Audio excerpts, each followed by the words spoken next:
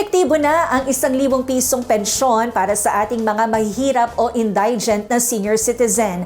Layon ng social pension na ito na makatugon sa tumataas na inflation, partikular na sa pagbili ng pagkain at gamot.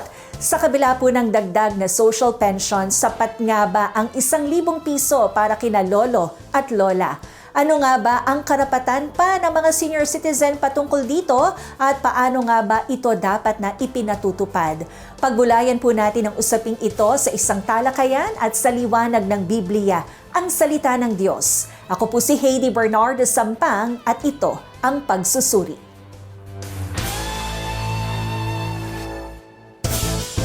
Suriin natin ang mga isyu ng bayan sa tulong ng mga eksperto. Unawain natin ang mga nagaganap sa liwanag ng salita ng Diyos.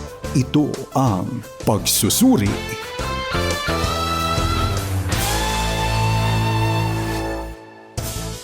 Mas malaking monthly pension para sa mga indigent senior citizen simula na ngayong Pebrero ayon sa DSWD. Istriktong pagpapatupad ng SC discount, giniit naman ng ilang sektor. Narito si Dan Gonzaga. Narito ang ilang mga balita nitong nakaraang linggo. Inaasahang magsisimula sa Pebrero ang pamamahagi ng mas mataas na indigent senior citizen discount na aabot sa 1,000 piso kada buwan. Ayon kay Social Welfare Assistant Secretary Romel Lopez, kabilang dito ang mga nakatatandang may karamdaman at kapansanan, mawawalang regular na kita at suporta mula sa kanilang kamag-anak at maging ang mga senior na hindi nakakakuha ng pensyon mula sa Social Security System, Government Service Insurance, Mutual Benefit at Private Insurance. Mas malaki ito kumpara sa 500 pesos at pagtalima sa Republic Act 11916 na naisabatas pa noong July 2022. Sa datos ng DSWD, 4 na milyong senior citizen ang nakikinabang sa nasabing stipend. Samantala, sa hiwalay na panayam, sinabi naman ni Trade Assistant Secretary Amanda Nograles na aminado silang magkaiba ang pananaw ng mga negosyo sa pagpapatupad ng 20% senior discount. Partikular ito sa pagpapatupad ng mga negosyo sa mga kinakain ng mga senior kapag may lakad sila kasama ng mga non-senior nilang kamag-anak. Matatandaan na bukod sa 20% discount sa personal and exclusive use ng mga senior, ay may special 5% discount sila para sa basic commodities at pangunahing bilihin. Samantala, inapila naman ng isang senior citizen sector ang mas striktong pagpapatupad ng nasabing senior discount. Ito ay matapos dinggin ng Kamara ang nag-viral na store policy ng isang coffee chain na pinapayagan lamang ang pagbili ng isang inumin at pagkain kada isang senior. Sinabi ni Senior Citizen Advocate at Attorney Romulo Macalintal na hindi maaaring limitahan ng mga negosyo ang maaaring bilhin ng mga nakatatanda. Anya, maaaring maharap sa kaukulang reklamo ang hindi susunod sa nasabing mandated discount. Habang naniniwala naman si National Council for Senior Citizen Chairperson Franklin Quijano na kailangan magkaroon ng striktong pagpapatupad ng discount. Makatutulong anya rito ang pagkakaroon ng isang enforcement component. Layon anya nitong mas matulungan ang iba't ibang sektor na may discount bukod sa mga senior citizen. Ako si Dan Gonzaga para sa Pagsusuri.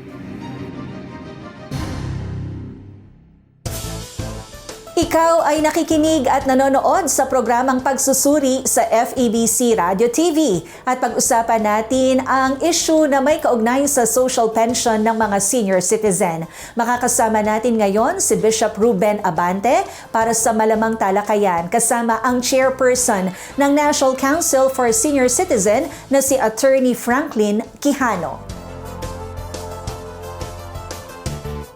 Isang magandang araw po sa ating lahat, lalo ang ating mga matatapat na kaagapay.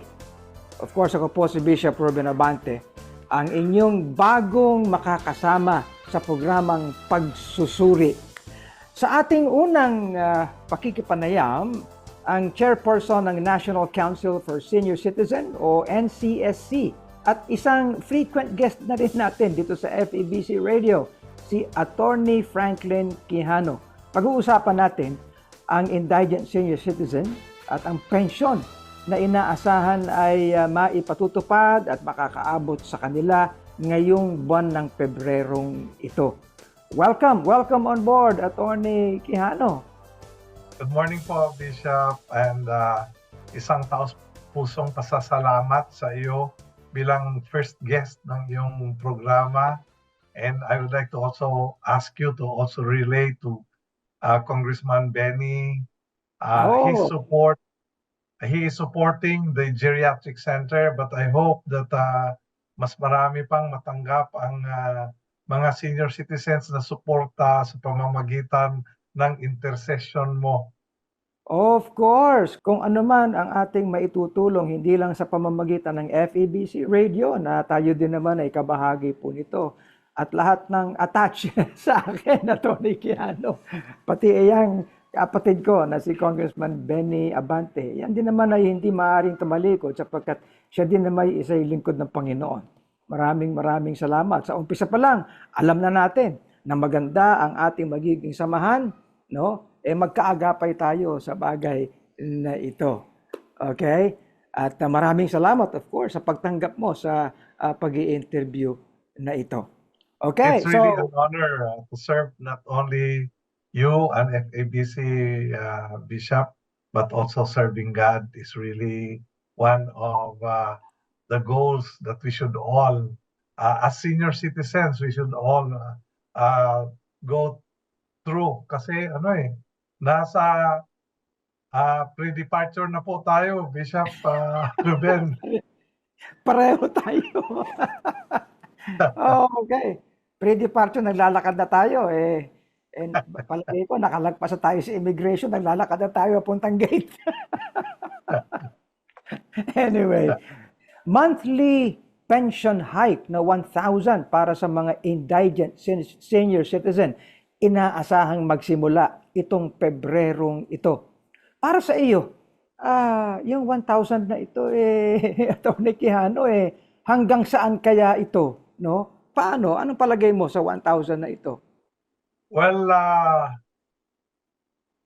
mahirap na tanong, Bishop. Una-una po, sa ngayon, trabaho man sana ng NCSC yan, ang namamahagi pa ng social pension ay ang DSWD.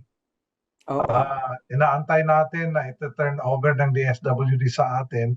Ngayon na ang lahat na regions na binigay ng DBM sa atin ay pinuno na natin ng regular employees.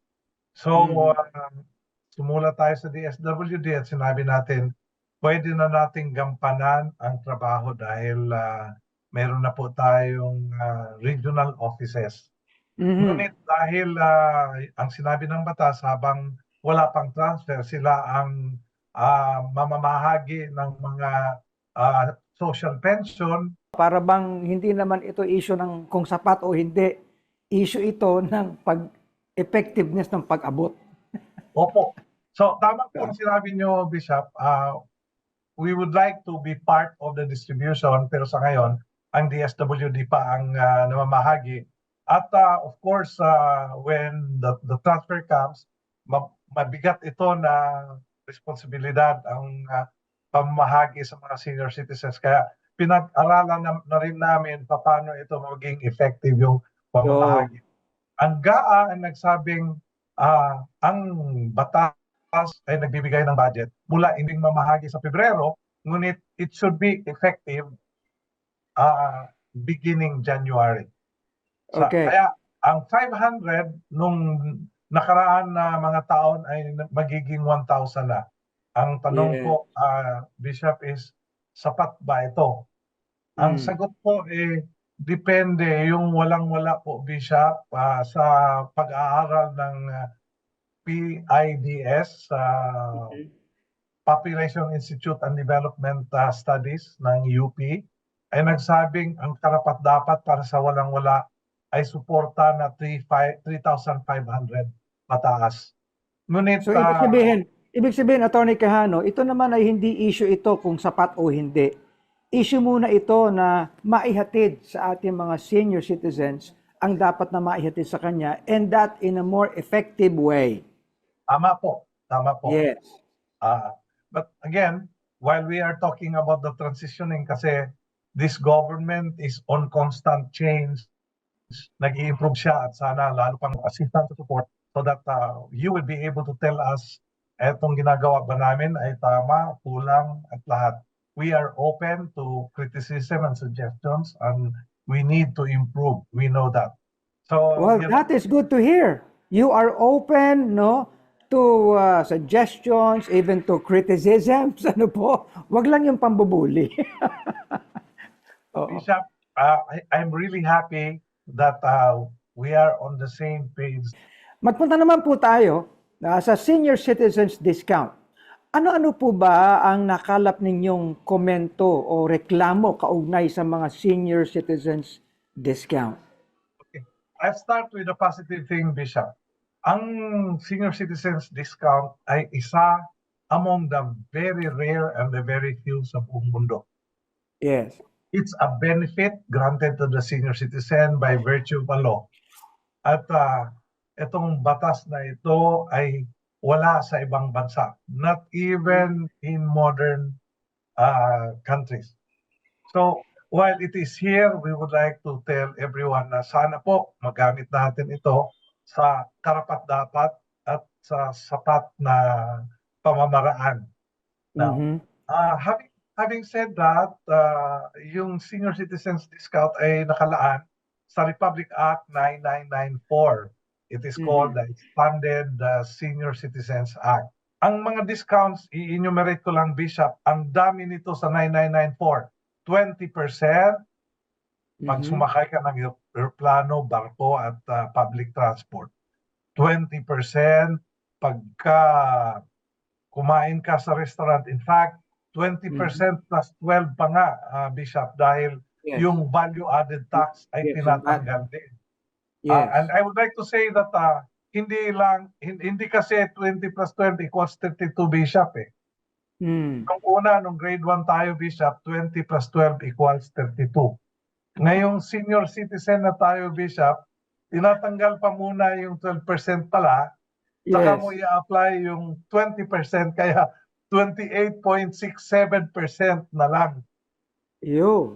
Now, nakasaad po sa batas yung lahat ng mga establishmento na dapat magbigay ng 20%. Alam mo, having said that, ang sabi mo, maraming kasama dyan, ano? Iba't ibang rates. Di mahirap ang enforcement per se, basically.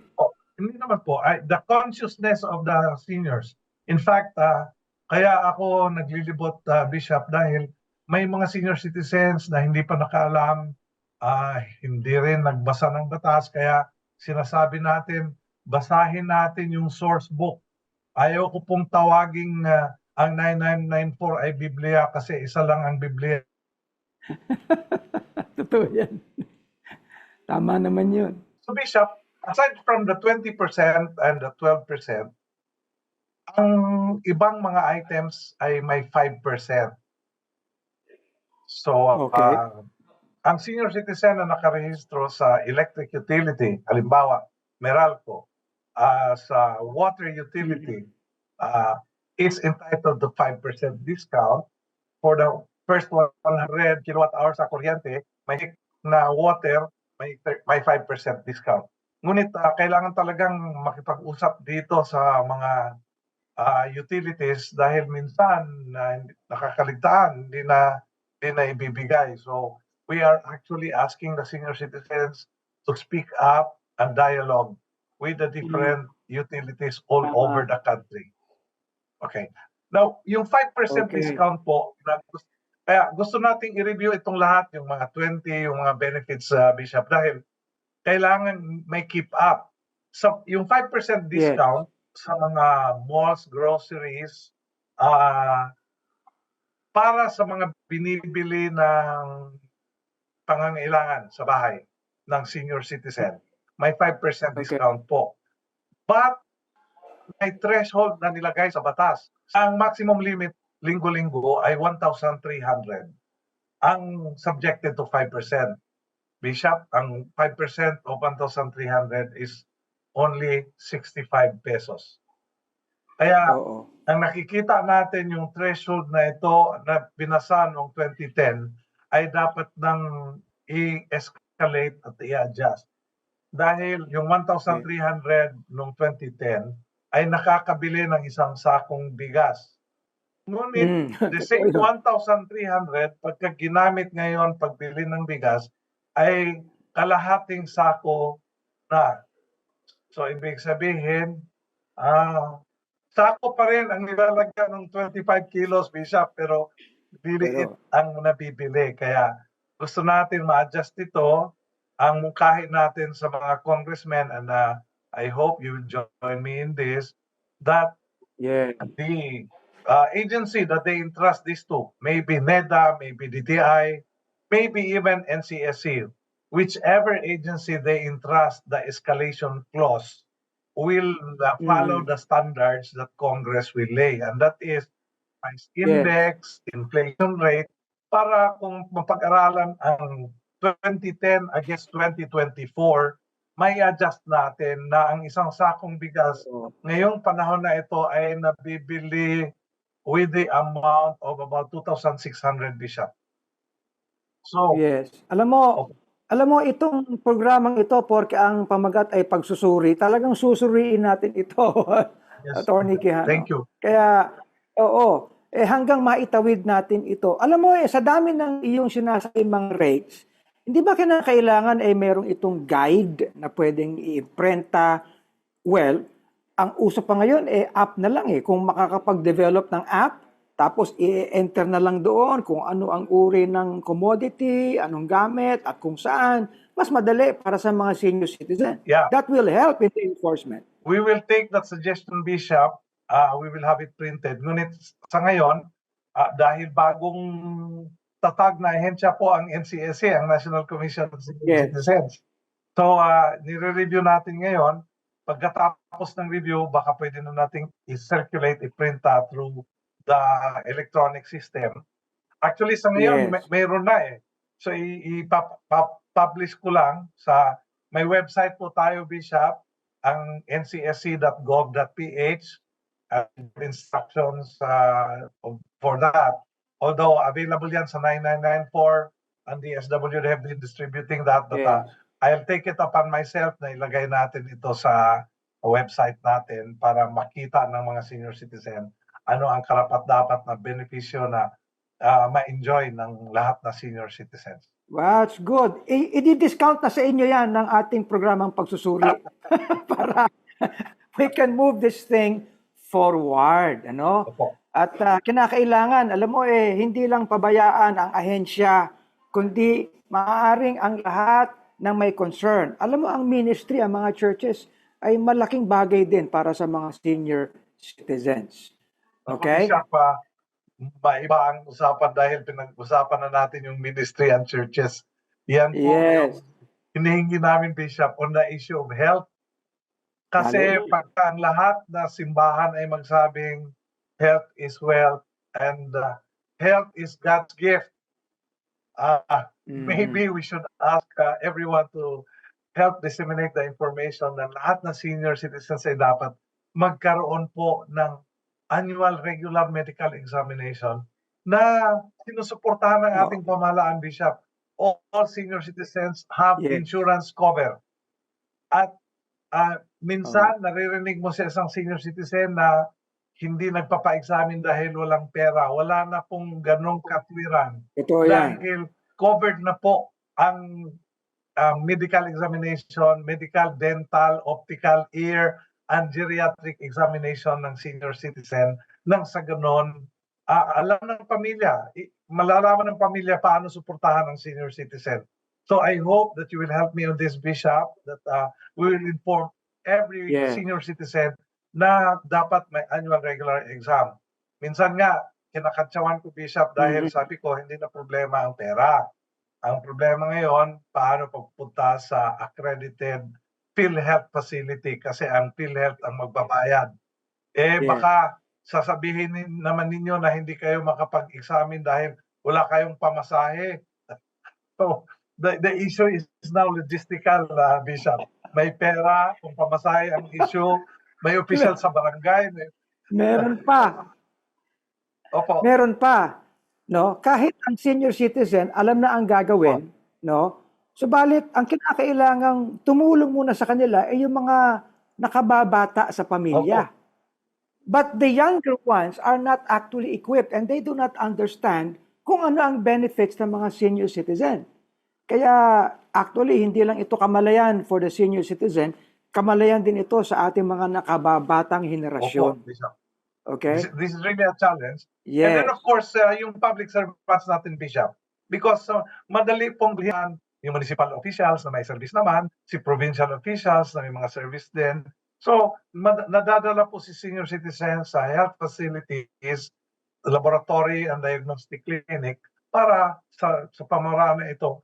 Naku, Bishop, pag natulungan nyo ako dito at 100% ng seniors ay may annual medical examination, we kampante na po at we will be very comfortable with what we have attained. Dahil hindi po nangangalahati sa mga seniors ang nagpapa-examine, Bishop. Wow! Hindi nangangalahati. Yes. That's a challenge, oo. Oh. Alam mo, yung mga mambabatas, alam din naman nila ang mga issue na ito, hindi ba? Kasi hindi lang sila dapat gumawa ng batas just for the sake of making laws. They also need to understand that as they make laws, ay kinakailangan yung paghatid ng mga ito ay tingnan nila. Yes, Bishop. And that is one other stage that we are doing dahil nakikita natin that government has to act as one. And there are many agencies na nakasali sa pinag-usapan natin.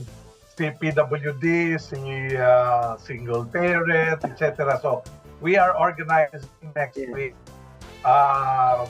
committee of all the enforcement agencies para may isang platform for enforcement at magkaroon ng mas madaling performance accomplishment yung binibigay ng ating mga legislators. Right. Maraming salamat, Attorney Franklin Quijano, Chairperson ng National Council for Senior Citizen.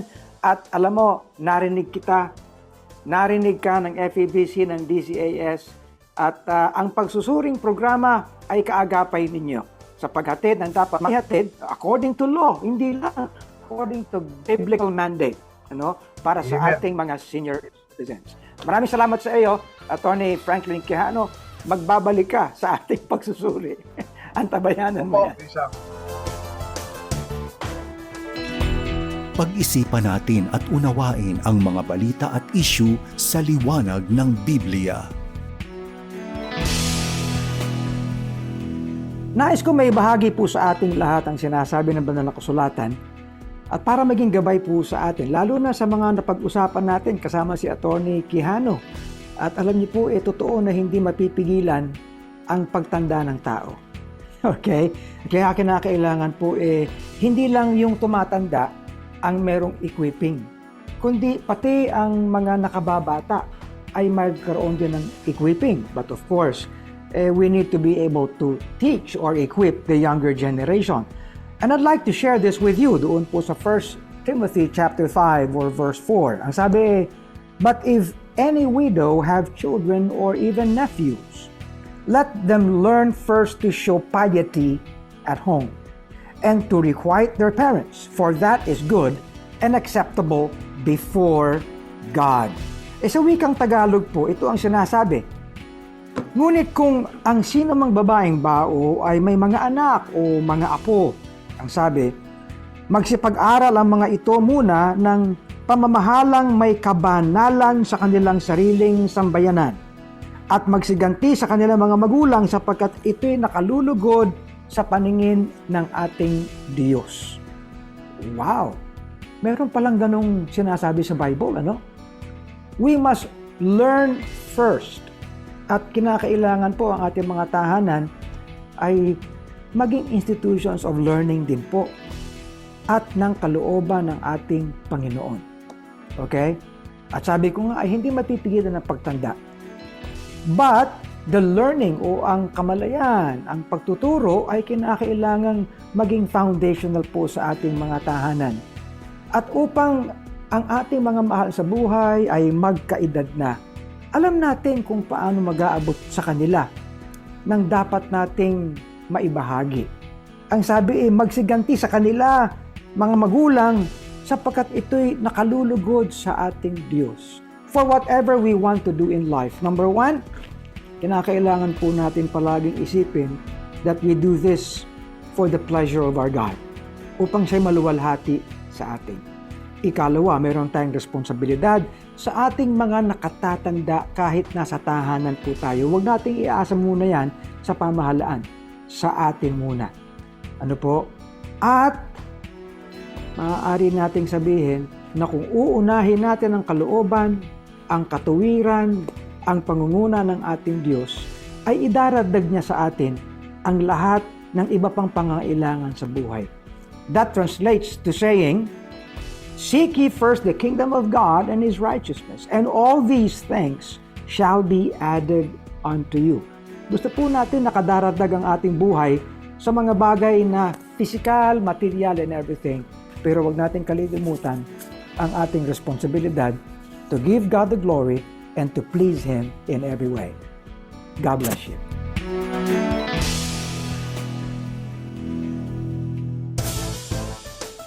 Ngayong araw ay nasentrohan natin ang iba't ibang usapin kaugnay sa mga benepisyo at diskwento para sa mga senior citizen pati ang mas malaking social pension.